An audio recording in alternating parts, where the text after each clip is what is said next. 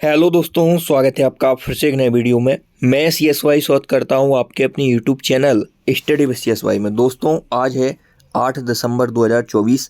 SSC GD के regarding RWA application पर full length mock test हुआ है। उसके जो 20 क्वेश्चन आए हैं आपके मैथ्स के, वह हम कंप्लीट सॉल्व करने वाले हैं। आप वीडियो में अंत तक बने रहिए। चैनल पर पहली बार विजिट कर रहे हैं तो चैनल को सब्सक्राइब करके जुड़ जाइए। पहला क्वेश्चन स्टार्ट करते हैं। पहला क्वेश्चन आपका टाइम एंड वर्क से पूछा गया है। दोस्तों, ए और बी मिलकर आपके कितने दिनों में कार्य कर रहे हैं? 4 दिनों में। उसके बाद बी और सी आपके 5 दिनों में कार्य कर रहे हैं। उसके बाद ए और सी यह आपके 10 दिनों में कार्य कर रहे हैं। यह बेसिक क्वेश्चन है, बहुत ही सिंपल क्वेश्चन है। यहाँ पर आप टोटल वर्क इनका एलसीएम मान लेते हैं। टोटल वर्क आपका आ जाएगा 20, 4 पंचे 20, 5 चौको 20 और 10 दूनी 20। अब यहाँ पर ये दो बार लिखा हुआ है, मतलब a प्लस बी प्लस सी, मतलब दो बार आ गया है। तो इसे हम इक्वल में ऐसे लिख सकते हैं, 2a प्लस बी प्लस सी बराबर इन सबकी एफिशिएंसी कितनी आ गई है। जब हम टाइम का यहाँ पर वर्क में भाग देते हैं तो यहाँ पर एफिशिएंसी आ जाती है। तो 5 4 9 2 11 हो गई टोटल एफिशिएंसी। लेकिन ये दो बार थे तो एक बार लेंगे तो 11/2 यहाँ पर सबकी एफिशिएंसी आ जाएगी a प्लस बी प्लस सी की। और टोटल वर्क आपको 20 करवाना है। क्वेश्चन पूछा है कि a प्लस बी प्लस सी तीनों साथ मिलकर कितने दिन में करेंगे? तो 11/2, 2 ऊपर जाएगा, 40/11 आपका आ जाएगा। 11 से भाग देंगे तो 3 बार, 11 या 33 और यहाँ पर हासिल बची 7, तो 3 सही 7/11। यह आपका ऑप्शन नंबर ए यहाँ पर करेक्ट हो जाएगा। दोस्तों, यहाँ पर ऑप्शन नंबर ए करेक्ट था और यहाँ पर भी ए ऑप्शन लिखा हुआ है। इसका आपको विशेष गौर करना है, कभी कभी ये नीचे लिखा रहता है। इसके बाद अगला क्वेश्चन पूछा गया था दूसरा, जो आपका एवरेज से क्वेश्चन था। दोस्तों, यह भी इजी क्वेश्चन था। 49 विद्यार्थियों का औसत 53 किलोग्राम है। कितने विद्यार्थियों का? 49 का कितना है? 53 किलोग्राम है। और यहाँ पर एक नए विद्यार्थी को कक्षा में प्रवेश दिया जाता है, मतलब कितने विद्यार्थी हो जाते हैं? 50 हो जाते हैं। पहले 49 थे। अब जो आपका औसत है, जो 53 किलोग्राम था, वह है 500 ग्राम कम हो जाता है। तो मतलब अब कितना हो जाता है? 52.5 हो जाता है, 52.5 किलोग्राम हो जाता है। तो अब आप इसका सिंपली इसमें मल्टीप्लाई करेंगे और इसका इसमें से, और फिर जो अंतर आएगा उसे आप यहाँ पर माइनस करने वाले हैं। जैसे 9 तिया 27, 2 हासिल 9 अपना 45, 2 47 और यहाँ पर 4 का करेंगे, 4 तिया 12, 4 पंचे 20 और 1 21। जब इन्हें एडअप करेंगे तो 7 7 2 9, ये आ जाएगा आपका 2597। यह योग आ गया। क्या आ गया? पहले औसत था, अब योग आ गया। यहाँ पर जब आप इसे मल्टीप्लाई करेंगे तो ये नीचे दशमलव हटेगा, 10 लग जाएगा। इससे इसे यहाँ पर शून्य कट जाएगा। 5 25, 5 दूनी 10 2 12, 5 25 और 1 26। ये आ गया 26-25, क्योंकि इसमें एक व्यक्ति और ऐड हो गया था। तो 26-25 है आपका सभी का, 50 का, और 49 का इतना है। तो जो नया विद्यार्थी आया था उसको इसमें से माइनस करेंगे तो उसकी यहाँ पर आपको भार पता चल जाएगा। तो यहाँ पर 7 8 15, 9 के 10 2, यहाँ पर 28 आ गया। ऑप्शन नंबर सी के साथ आप चले जाएंगे। 28 किलोग्राम नए विद्यार्थी का वजन है। इसका एक फॉर्मूला भी होता है, लेकिन इसमें कैलकुलेशन ज़्यादा नहीं थी, इसलिए हमें बेसिक से इसे सॉल्व किया। इसके बाद अगला क्वेश्चन आपका त्रिभुज से पूछा गया। उस त्रिभुज का क्षेत्रफल कितना होगा जिसकी भुजाओं की लंबाई 12 13 5 है? मतलब यह आपका ट्रिपलेट बन रहा है। यहाँ पर पाइथागोरस प्रमेय का यूज हुआ है। तो पाइथागोरस का जहाँ पर यूज होता है वहाँ पर आपका समकोण त्रिभुज होता है। तो दोस्तों, यहाँ पर 5 12 13 यह ट्रिपलेट है, 5 12 13। तो यहाँ पर इसका फॉर्मूला होता है 1/2 बेस इंटू हाइट, 1/2 आधार गुणे ऊंचाई। यह त्रिभुज का फॉर्मूला होता है। यहाँ पर 1/2 आधार यहाँ पर 12 है और ऊंचाई आपकी 5 है। तो 2 6 12, 6 पंचे 30, यह आपका आ गया त्रिभुज का एरिया। यह एरिया आ गया। ऑप्शन नंबर बी में लिखा हुआ है 30 सेंटीमीटर स्क्वायर के साथ आप जाने वाले। अब कुछ ट्रिपलेट मैं आपको याद करवाना चाहता हूँ, वह है बहुत ही इंपॉर्टेंट होने वाले। एक तो यही हो गया 5 12 13, 3 4 5, 5 12 13, 8 15 17। इसके बाद 7 24 25, यह कुछ ट्रिपलेट हैं जो बहुत इंपॉर्टेंट हैं। 5 12 13, 3 4 5, 8 15 17, 7 24 25, यह ग्रुप होता है। इस कर्ण का स्क्वायर बराबर लंब का स्क्वायर प्लस आधार का स्क्वायर, इस पर यह आधारित होते हैं। इन दोनों का योग इसके बराबर होता है। इसीलिए हम यह ट्रिपलेट याद रखते हैं, जहाँ पर हम डायरेक्ट इसका वर्क करने नहीं बैठे हैं एग्जाम में, इससे हमारा टाइम बच जाता है ट्रिपलेट से। इसके बाद नेक्स्ट चौथा क्वेश्चन आपसे पूछा गया, निम्नलिखित व्यंजक का मान ज्ञात कीजिए। यहाँ पर ये सरलीकरण का क्वेश्चन था। तो दोस्तों यहाँ पर आप कम से कम कैलकुलेशन करने की कोशिश करें, क्योंकि 60 मिनट है, आप पूरा पेपर अटेम्प्ट करना चाहते हैं तो आपको टाइम का विशेष ध्यान रखना है। यहाँ पर आप कोष्टक को सबसे पहले सॉल्व करेंगे, बोर्ड मास का नियम का यहाँ पर पालन करेंगे तो 144 भागित 12 144 हो जाएगा, प्लस 5 प्लस 12 और यहाँ पर डिवाइड का चिन्ह है, डिवाइड का लगाएंगे, 6 में से 2 गया 4 हो जाएगा, प्लस यहाँ पर 10 लिखा है 10 करेंगे। अब ये आपका कोष्टक में लिखा हुआ है तो सबसे पहले आपका छोटा ब्रैकेट सॉल्व होता है, उसके बाद मझला होता है, उसके बाद ये बड़ा ब्रैकेट सॉल्व होता है।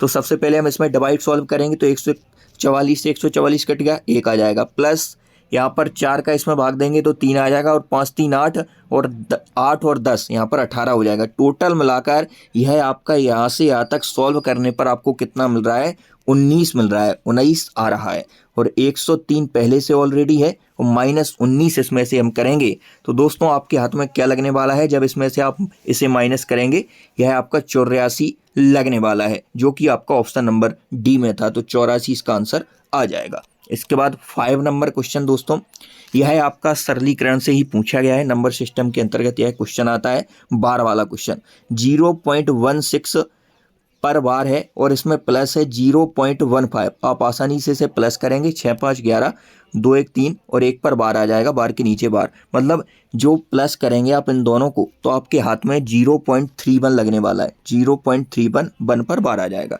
माइनस 0.13। अब इसे इसमें से माइनस करना है आपको, यह टास्क आपका रह गया है। तो 0.13 को आप इसमें से माइनस करेंगे तो 8 और यहाँ पर कितना आ जाएगा, 1 आ जाएगा। यहाँ पर थोड़ा सा दोस्तों कॉल आ गया था बीच में, यहाँ पर आप देखेंगे तो 0.16 इसमें से हम प्लस कर रहे थे 0.15 को, तो यहाँ पर आपको 0.31 पर बार मिल रहा था, तो 0.31 पर बार माइनस 0.13 यह आपको माइनस करना है। तो इजीली आप इसमें से इसे माइनस करेंगे सिंपल तरीके से। अभी आपको बार का कुछ नहीं करना है, 8 और यहाँ पर कितना बचेगा, 1 का 2 हो जाएगा, 1 बचेगा, तो यहाँ पर बचेगा आपका 18 1 यहाँ पर कितना आ जाएगा, 0.18 8 पर बार आ जाएगा, क्योंकि एक संख्या पर तो हम पूरे कैलकुलेशन पर बार ला रहे हैं दोस्तों। अब इसका नियम यहाँ पर हम फॉलो करेंगे कि जितनी संख्या पर बार है उतना 9 आता है और जिस पर नहीं है उसका 0 आता है, तो 18/90 आ गया, और इसमें से यह आपका जिस पर बार नहीं हुआ है माइनस होता है, तो इसमें से हो जाएगा आपका 17/90, यही आपका आंसर आने वाला है, ऑप्शन नंबर बी के साथ आप जाने वाले हैं दोस्तों। इसके बाद 6 नंबर क्वेश्चन आपसे पूछा गया था, यदि कुल वस्तुओं का 70% 30% के लाभ पर बेचा जाता है, कुल वस्तुओं का जो आपका 70% है वह 30% के लाभ पर मतलब प्लस होता है। इसके बाद शेष वस्तुएं कितनी बची, टोटल आपकी 100% वस्तुएं हैं तो 30% बची, उनको आपको 20% की हानि पर बेचा जाता है। तो यहाँ पर आप इजीली 0 से 0 परसेंटेज से परसेंटेज मतलब 7:3 आ गया है अनुपात। अब इसे आप एलिगेशन से भी कर सकते हैं, बीच की वैल्यू आपको बताना है, कुल का मान बताना है। तो एलिगेशन का नियम बोलता है कि बीच की वैल्यू यदि आपको ज्ञात करना है तो इस रेशियो में आपको बांटना पड़ेगा, 7 3 10 बराबर आपका 30 20 50 हो जाएगा। जब इन्हें हम एक माइनस को और प्लस को जब हम एकदम से क्या करते हैं प्लस करते हैं तो प्लस ही आता है, यहाँ पे आपको पता होगा 1 बराबर यहाँ पर 5 आ जाएगा। अब 5 को आपको बांटना है 7:3 में, तो एक तरफ आ जाएगा 35 और एक तरफ आ जाएगा आपका 15। तो दोस्तों अब इसमें से इसे आप माइनस करेंगे तो ओवरऑल 15% आपके पास निकलने वाला है, यही आपका कुल परसेंटेज हो जाएगा। 35 में से आप 20 को घटाएंगे और इस टाइप 30 में से 15 को घटाएंगे, तो ओवरऑल 15% का आपको लाभ हुआ है, 15% इसका आंसर आने वाला है दोस्तों। इसके बाद 7 नंबर क्वेश्चन पूछा गया था आपसे, सिंपल ही था, यह भी सिंप्लीफिकेशन का क्वेश्चन है दोस्तों। 0.7 का स्क्वायर और प्लस था 0.07 का स्क्वायर। इसमें यदि आपको सर्वसम का याद है ए स्क्वायर प्लस बी स्क्वायर वाली, तो उसका आप इसमें लागू कर सकते हैं। यदि नहीं है तो सिंपली 7 का स्क्वायर आपको लेना है, 0 यहाँ पर 49 हो जाएगा और नीचे आपके 10 बन के 2 बार जाएगा क्योंकि स्क्वायर है, तो 0.49 आ जाएगा। और इसका 0.00 और यहाँ पर 200 एक बार, फिर स्क्वायर है, फिर 100 एक बार, क्योंकि इसका 1 लगेगा नीचे, फिर अंत में 2 अंक हैं तो यहाँ पर 2 0 आ जाएंगे। तो यहाँ पर 2 0 2 0, 7 का स्क्वायर फिर से 49, जब इन्हें आप एडअप करेंगे तो 0.4949 यह है आपका आंसर आने वाला है। ऑप्शन नंबर ए के साथ आप जा सकते हैं दोस्तों। यदि अभी तक आपने अपनी YouTube channel study with CSY को सब्सक्राइब नहीं किया है तो सब्सक्राइब करके जुड़ जाइए। आपके एग्जाम तक यहाँ से बहुत सारी मदद आपको मिलने वाली है। यह बेसिक सा क्वेश्चन था दोस्तों। एमआरपी अंकित मूल्य 8 नंबर क्वेश्चन। एक पुस्तक को उसके अंकित मूल्य के 36/49 पर बेचने पर हानि होती है। अंकित मूल्य के 36/49 पर बेचने पर। तो यहाँ पर बहुत सारे लोग कंफ्यूज हो जाते हैं कि 36 किसे माने, 49 किसे माने। वह कंफ्यूजन आपका दूर करने वाले हैं आज। एक पुस्तक को उसके अंकित मूल्य के, जैसा बोल रहा है वैसा कर लो, आप बेसिक से जाएंगे। एक अंकित मूल्य के 36/49 पर बेचने पर आपको क्या हो रही है, हानि हो रही है। तो आप इसे जब यहाँ पर लाएंगे तो आपको और एमआरपी से एसपी का रेशियो मिल जाएगा। आप डायरेक्ट भी ऐसे लिख सकते हैं कि 49 है एमआरपी, 49 का 36/49 निकालेंगे तभी तो यहाँ से 49 से 49 माइनस होगा, तभी तो आपका 36 आने वाला है। तो 49 की आपकी कोई वस्तु है, 36 पर बेचेंगे। यदि आप थोड़ा सा दिमाग भी लगाएंगे तो हानि तो तभी होगी जब हम ज़्यादा मूल्य वाली वस्तु कम में बेचेंगे, सीधी सी बात है। तो उसके अंकित मूल्य और विक्रय मूल्य को आपको अनुपात बताना है डायरेक्ट। तो यही आंसर है 49/36। ऑप्शन नंबर डी में लिखा हुआ है 49/36। आपको जल्दी में यह नहीं लगाना है, 36/49 है भी यहाँ पर आपको ऑप्शन दिया है। बहुत सिली मिस्टेक्स के चलते हमसे क्वेश्चन गलत होते हैं परीक्षा में। सबसे पहले किसका रेशियो, अंकित मूल्य का, तो अंकित मूल्य आएगा सबसे पहले यहाँ पे। इसके बाद अगले क्वेश्चन की बात करें, वो है हमारा 9 नंबर क्वेश्चन। यह भी आपका सिंप्लीफिकेशन से इजीली क्वेश्चन पूछा गया है। तो यहाँ पर सबसे पहले आप ब्रैकेट को सॉल्व करेंगे। 8 + 3 गुणा, यहाँ पर 13 में से 5 जाएगा तो 8 बचेगा, भागे 2 हो जाएगा। यहाँ पर 2 का डिवाइड 8 में करेंगे तो 4 आ जाएगा। 3 × 4, 4 तिया 12 + 8, तो 12 और 8 कितना हो जाएगा, 20 हो जाएगा। ऑप्शन नंबर सी के साथ आप जाने वाले हैं। इसके बाद अगले क्वेश्चन की यदि हम बात करें दोस्तों, वह 10 नंबर क्वेश्चन आपका परसेंटेज से पूछा गया था दोस्तों। यह बेसिक से ही आपको करना है। 840 का 70%, तो 840 का आप 70% ईजी निकालेंगे। 2 जीरो से 2 जीरो फाइंड आउट करेंगे। इसके बाद सॉर्ट आउट करेंगे। 7 चौको 28, 2 हासिल, 7 × 8 = 56, 2 58 हो जाएगा। 588 इसकी वैल्यू आ गई आपकी 588, प्लस आपको निकालना है 430 का 56%।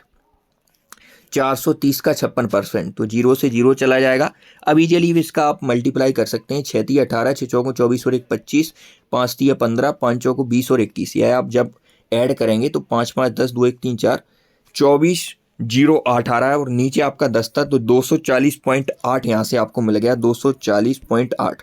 तो 0.8 आपका सबसे लास्ट में आना है। ऑप्शन नंबर ए पर आप जाएंगे। ऑप्शन नंबर ए में पॉइंट इकाई के अंक से आप यहाँ पर खेल सकते हैं, पूरा एडअप भी कर सकते हैं। 828.8 इसका आंसर आने वाला है दोस्तों।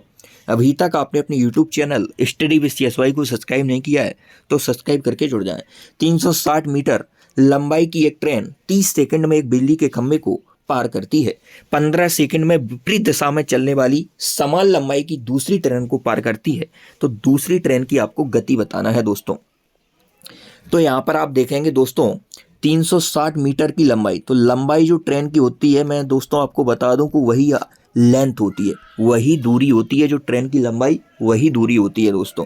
तो 360 मीटर की यहाँ पर ट्रेन है, 30 सेकंड में पार कर रही है। तो ट्रेन की चाल यहाँ से हमें मिल गई 12 मीटर पर सेकंड। हमने यहाँ पर इजीली टाइम का फॉर्मूला यूज किया। टाइम बराबर डिस्टेंस, यहाँ पर हमने स्पीड का फॉर्मूला यूज किया।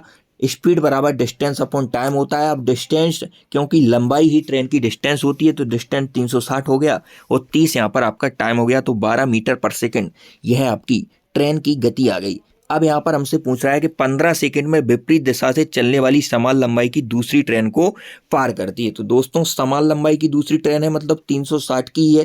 तो यहाँ पर 360 का इंटू 2 में करेंगे, क्योंकि 360 एक ट्रेन की लंबाई है, तो इसी प्रकार की दूसरी ट्रेन की लंबाई है समान लंबाई की, तो दोनों का कितना हो जाएगा, 720 हो जाएगा। यहाँ पर यह दूरी आ गई। दूरी बराबर क्या होता है, डिस्टेंस बराबर स्पीड इंटू टाइम होता है। उसी बेसिक फॉर्मूला का इसमें हम यूज करने वाले हैं। अब यहाँ पर एक केस बनता है रिलेटिव स्पीड का, जिसे हम हिंदी में सापेक्ष चाल बोलते हैं। तो दोस्तों विपरीत दिशा में ट्रेनों की चाल यहाँ पर होती है ऐड और समान दिशा में होती है माइनस।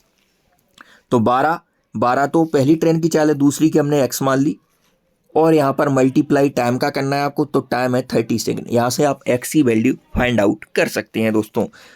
0 से 0 जाएगा, 3 एकम 3, 3 दूनी 6, 12 दूनी 24 बराबर 12 + x, तो x बराबर आ जाएगा आपका 12 मीटर पर सेकंड। यह आपकी दूसरी ट्रेन की गति होने वाली है 12 मीटर पर सेकंड।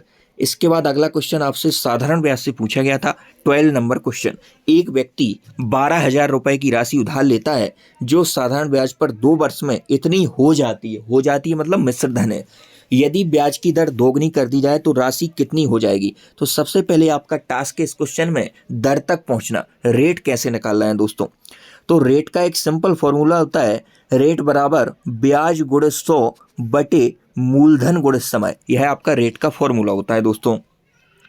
तो 12,000 की राशि है और हो रही है मतलब मिश्र धन है, ये है अमाउंट है 13,200। तो यहाँ पर ब्याज कितने रुपए का आ रहा है दोस्तों? यहाँ पर 12,000 जब इसमें से आप माइनस करेंगे तो यहाँ पर 1,200 रुपए का ब्याज मिल रहा है। तो ब्याज गुणित 100 बटे मूलधन, बिल्कुल बेसिक से समझा रहे हैं, मूलधन गुणित आपका समय आ जाएगा। तो 1 2 3 1 2 3 12 दाश्रम और 2 से 5 बार जाएगा तो रेट परसेंट आ गई आपकी 5% आ गई दोस्तों। 5% आपकी रेट परसेंट आ गई। अब बोल रहे हैं ब्याज की दर को दोगुना कर दिया जाए तो 10% आपकी रेट हो गई 10%। तो राशि कितनी हो जाएगी, मतलब अब अमाउंट कितना हो जाएगा? तो 12,000 रुपए की राशि पर 10% की दर से 2 वर्ष का ब्याज है। यहाँ पे कितना हो जाएगा? यहाँ पर 2 जीरो से 2 जीरो हो जाएगा, 12 दूनी 24 और 2 जीरो है 2,400 रुपये आपको ब्याज मिलेगा। और राशि थी 12,000 की, यहाँ पर 2,400 एडअप करना पड़ेगा आपको, जीरो से जीरो जो 144 जीरो, यह आपका मिश्र धन बन गया है दर को दोगुनी करने पर 144 जीरो। ऑप्शन नंबर बी के साथ आप जा सकते हैं। इसके बाद अगला क्वेश्चन आपसे मिक्सचर एंड एलिगेशन से पूछा गया था। मिश्रण से बेसिक सा क्वेश्चन आपसे पूछा गया था। एक मिश्रण में दूध और पानी का अनुपात, तो यहाँ पर दूध को हम मिल्क लिखेंगे M और पानी को हमने W लिखा है। मिल्क और वाटर का अनुपात, दूध और पानी का अनुपात 4:9 है दोस्तों। कितना है? 4:9 है। मिश्रण में कुछ मात्रा में दूध मिलाया जाता है। क्या मिलाया जाता है? दूध मिलाया जाता है दोस्तों।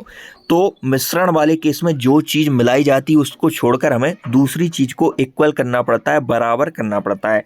तो कुछ मात्रा में आप दूध मिला रहे हैं तो वाटर सेम होगा। यहाँ पे 20:6 हो जाता है। जब इसको हम मिला देते हैं तो यह अनुपात दूध और पानी का कितना बन जाता है? 20:6 हो जाता है। प्रारंभिक मिश्रण के प्रतिशत के रूप में कितना दूध मिलाया गया? तो दोस्तों यहाँ पर क्या है, बराबर दिख रहा है, नहीं दिख रहा है तो रेशियो में हमें बराबर करना पड़ेगा। हम 2 का मल्टीप्लाई कर देंगे, यहाँ पर 3 का मल्टीप्लाई कर देंगे। जहां भी आपको देखे दोस्तों के बराबर करना है तो आपको आसानी से एलसीएम ले लेना है। 9 और 6 का आप एलसीएम लेंगे तो 18 आएगा। तो रेशियो में जो यहाँ होता है वो यहाँ होगा और जो यहाँ होता है वो यहाँ होगा। तो यहाँ पर आप देख रहे होंगे कि पहले दूध था आपका 4 दूनी 8 लीटर और अब हो गया 20 या 60 लीटर। तो दोस्तों कितना लीटर मिलाया यहाँ पे? यहाँ पर आपने 60 किया 8 से मतलब 52 लीटर दूध को मिलाया है दोस्तों। कितने लीटर दूध को? 52 लीटर दूध को। प्रारंभिक मिश्रण कौन सा होता है दोस्तों? तो यह प्रारंभिक होता है, प्रारंभिक, और यह अंतिम होता है। अंतिम मिश्रण नीचे वाला है, प्रारंभिक पहले वाला है। तो प्रारंभिक मिश्रण है आपका 4 दूनी 8 और 9 दूनी 18, मतलब 18 और 8 जोड़ेंगे तो मतलब ये 26 लीटर का आपका प्रारंभिक मिश्रण होने वाला है। वह पूछा है प्रारंभिक मिश्रण के प्रतिशत के रूप में कितना मिश्रण मिलाया? तो 26 मिश्रण में आपने 52 लीटर मिलाया, इंटू 100 करेंगे, 26 दूनी 52, 200% यहाँ पर आपका निकल कर आ जाएगा। ऑप्शन नंबर बी के साथ आप जाने वाले हैं। 200% आपने मिश्रण के प्रतिशत के रूप में दूध मिलाया है। इसके बाद अगला क्वेश्चन जो कि है हमारा 14 नंबर क्वेश्चन, इसमें सिंपल सा आपसे वट्टा से रिलेटेड है क्वेश्चन है। सिंपल पूछा था एमआरपी से एसपी का रेशियो आपको ध्यान रखना है। छूट परसेंट जब भी दिया हो तो यहाँ पर आपका एमआरपी से एसपी का रेशियो आता है, अंकित मूल्य से विक्रय मूल्य का रेशियो आता है। 32% यहाँ पर छूट है तो 32% को आप 8/25 लिख सकते हैं दोस्तों, क्योंकि परसेंटेज हटेगा नीचे 100 आएगा तो 25 चौको 100, 4 और 32, तो 25 की कोई वस्तु है, नीचे का यहाँ पर एमआरपी हो जाता है और ऊपर की छूट आती है। और 25 में अपने 8 की छूट दे दी, मतलब 17 में बेच दिए और 17 बराबर विक्रय मूल्य आपको दिया है 1768। 1768 तो यहाँ पर 1 यूनिट की वैल्यू आ जाएगी 17 एकम 17, 17 चौका 68, 104। 1 यूनिट की वैल्यू यदि 104 है तो 25 यूनिट की कितनी, यही आपसे पूछना चाहता है अंकित मूल्य। तो 25 चौको 100, एक बची 25 एवं 25, 2600 रुपये। यहाँ पर ऑप्शन नंबर सी के साथ आप जाने वाले हैं। यहाँ आप 100 से 100 में 32 घटाकर भी कर सकते हैं। इसके बाद अगला क्वेश्चन आ जाता है 15 नंबर क्वेश्चन, जो कि आपसे फिर से टाइम एंड वर्क से पूछा गया था। बेसिक सा क्वेश्चन है। ए किसी काम को 4 दिनों में कर सकता है, बी उसी काम को 12 दिनों में कर सकता है। अब यहाँ पर आप टोटल वर्क मानेंगे, यह आपका टाइम है, टाइम, और यहाँ पर आप टोटल वर्क मानते हैं और इसमें जब आप डिवाइड करते हैं टोटल वर्क में टाइम का, तो यहाँ पर रेशियो आता है एफिशिएंसी का, तो यहाँ पर 12 आ जाएगा टोटल वर्क, इनका एलसीएम हम टोटल वर्क मानते हैं। 12 कम 12 4 तिया 12, यह है एफिशिएंसी का रेशियो है। 2-3 फॉर्मूले जो बेसिक होते हैं टाइम एंड वर्क के, एक होता है आपका टाइम इंटू टाइम बराबर क्या होता है, टाइम बराबर होता है वर्क अपॉन एफिशिएंसी, और वर्क बराबर एफिशिएंसी इंटू टाइम।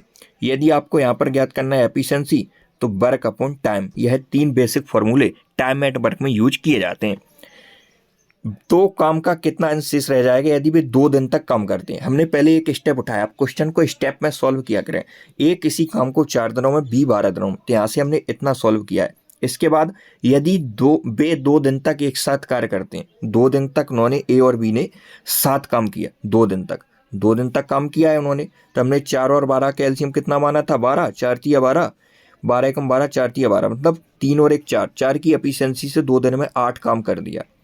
तो काम का कितना अंश शेष रह जाएगा, टोटल वर्क आपका 12 है और 8 इसमें से कर दिया है इन्होंने, तो अब शेष कितना बचा, 4 बचा। अब कितना शेष रह गया, टोटल वर्क कितना था 12, 4 एकम 4, 4 तिया 12, 1/3 भाग आपका शेष रह गया। ऑप्शन नंबर सी के साथ आप जा सकते हैं दोस्तों। तो यहाँ तक हमने बड़े अच्छे से 15 क्वेश्चनों को सॉल्व किया है। 16 नंबर क्वेश्चन आपका आय व्यय से रिलेटेड था दोस्तों।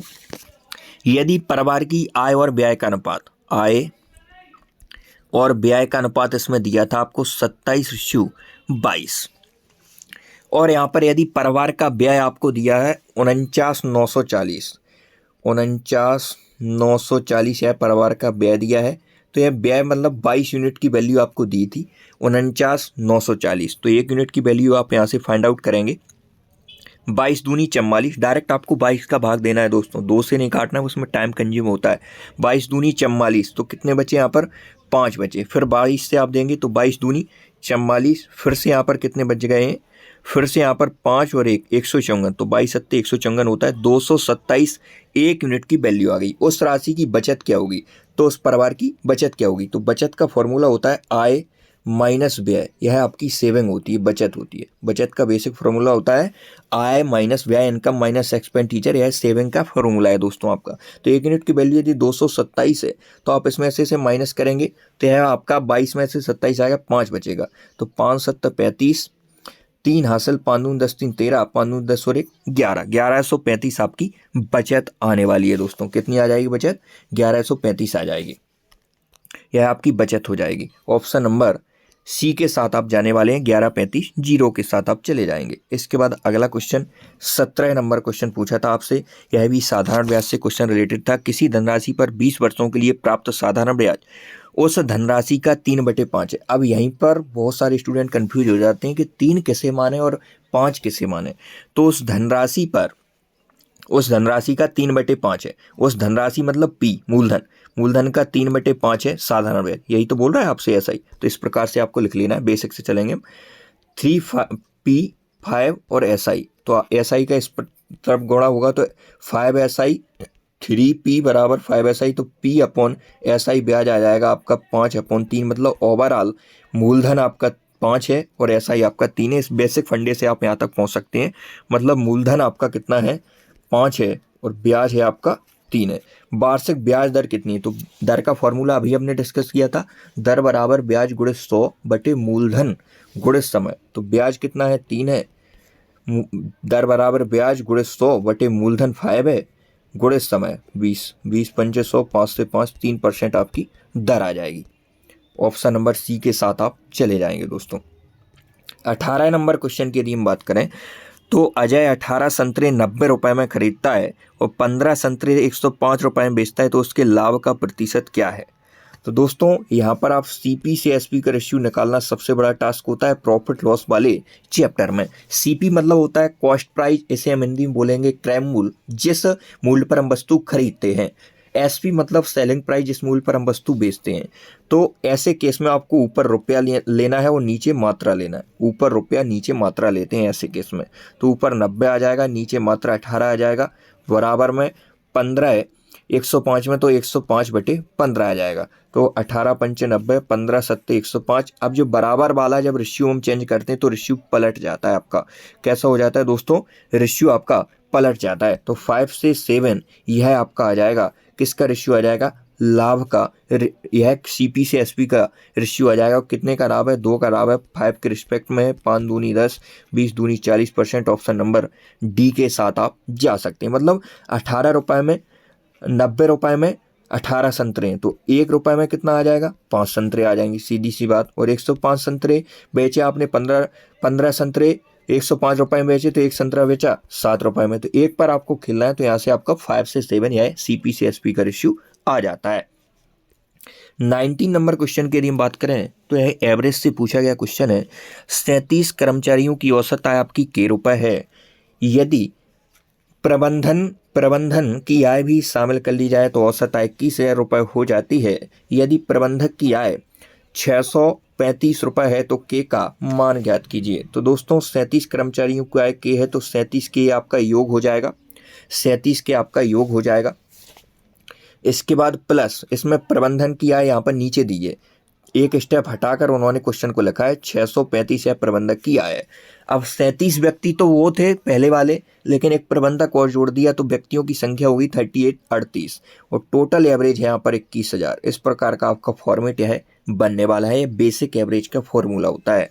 तो 21,000 इंटू 38 करेंगे, उसके बाद 37 के प्लस 635 आ जाएगा दोस्तों। इसके बाद आप इससे मल्टीप्लाई करने वाले हैं, तो इसका जब आप इसमें मल्टीप्लाई करेंगे तो दोस्तों 21,000 इंटू 38 और फिर से इसमें से माइनस करना है।